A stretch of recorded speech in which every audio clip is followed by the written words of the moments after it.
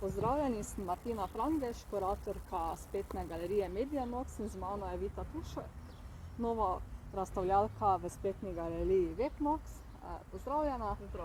Zdaj prvo vprašanje, ki ga imam zate je, ti se predvsem ukvarjaš s fotografijo in tudi zini in me zanima, zakaj ravno zini in fotografija, kaj te tako navdušuje pri teh tehnikah?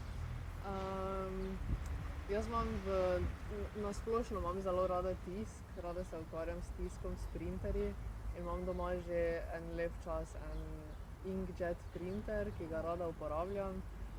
In potem, ko je moj interes za fotografijo se nekako bolj izrazil, se mi je zdelo najbolj logično pač svoje fotografije predstavljati v zinu, ker združuje mojo ljubezen za tiskanje in pa pač za fotografijo in je pač nek medij, s katerim lahko najboljše prikažem, predstavim pač svojo fotografijo.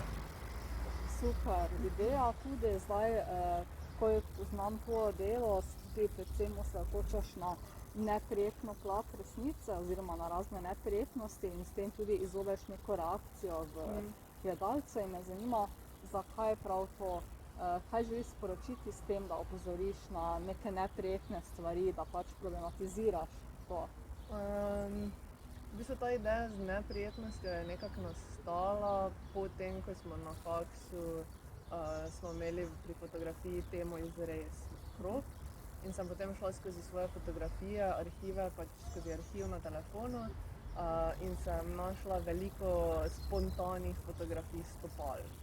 In potem sem dobila en spomin iz otroštva od ene prijateljice, od ene sošolke, ko ni marala stopal in ni mogla videti nagih stopal. Sva tako, okej, torej stopala vzbujajo neko neprijetnost pri določenih ljudeh. Zakaj? Nisem prepričana, ker jaz teh čustev ne delim. In sem potem s tem projektom, s tem izrezom, sem pač želela točno to izpostavljati, to neko neprijetnost, ki sem jo pogosto zasledila pri različnih opazovalcih in me je samo zanimala pač ta gola reakcija in ta občutek, ki ga pač imajo ob gledanju teh del. Potem pa sem skozi semester to obrnila tudi v svojo neprijetnost, torej kaj pa je meni neprijetno. In mi je pač, ne vem, nekako mi je zanimivo. Mogoče lahko rečemo tudi, da imam nek fetiš na to neprijetnost, vzbujanje neprijetnosti pri drugih pač. Ja, razumem, pač ne more biti vse med in mleko navsezadnje v življenju, ne? Nekdo mora opozarjati na nekaj. Super, zdaj, ker si zelo dejavna tudi predvsem v mariborski kulturni sceni in tudi sedaj v Ljubljani, ko v bistvu študiraš na Akademiji likovne umetnosti in oblikovanja, Vita študira fotografijo. In me zdaj zanima, ker zelo dobro se mi zdi, da problematiziraš stanje kulture tukaj, pač da poveš nekaj več o tem, pač o glavnih problematikah kulturne scene v Mariboru, ki vemo, da je v bistvu kvalitetna, ampak žal ne dobi dovolj financiranja, žal je tudi malo skopa, ljudje se v bistvu ne udeležujejo in pač me zanima tvoj vidik glede tega, tvoje izkušnje. Pač moje izkušnje, ker tudi živim v centru Maribora in pač hočem ali nočem bolj vpletena v to, kar se tukaj dogaja. Tudi to, da živim blizu Kible in pač vidim, kaj se dogaja, sem mogoče zaradi tega tudi bolj seznanjena s tem. Kar pa opažam pa je, da marsikdo v Mariboru, recimo za Židovski trg, sploh ne ve, kje je, ne vejo, kaj se dogaja. In se mi zdi, da ne vem, je že to, ker ljudje enostavno ne vejo in posledično tudi ne pridejo.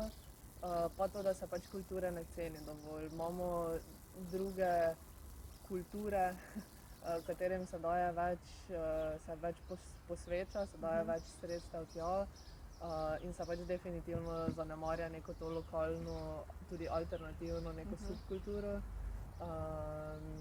Ne vem, mladi so zelo prisotni in je ful mladih nadarjenih ljudi, ki soustvarjajo pač to sceno v Mariboru, recimo ta tovarna kulture,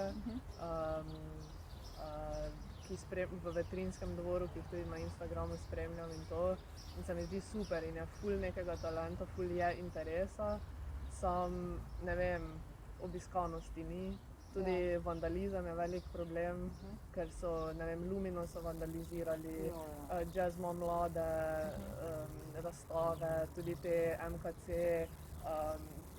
tukaj so table z Table, različnimi informacijami, so bile vandalizirane in se mi zdi glih to problem. Pač ne obsoja se vandalizma v Mariboru dovolj, ker nekako so vsi pač ok s tem, da se dogaja, ker tak pač je pri nas. Ja.